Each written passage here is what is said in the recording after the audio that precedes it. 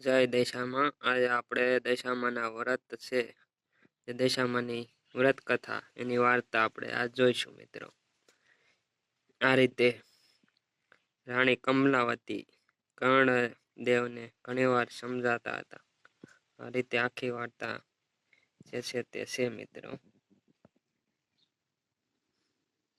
મા દશામાં આ રીતે વાર્તા કરવામાં આવે છે ને બહેનો વ્રત કરે છે.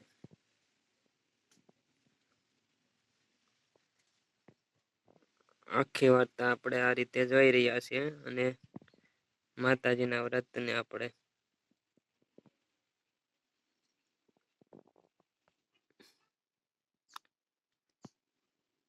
દશામાં સૌને ફળીજો માડી ને અહીંયા થાય છે મા દશામાનું વ્રતનું આ વાર્તા સમાપન.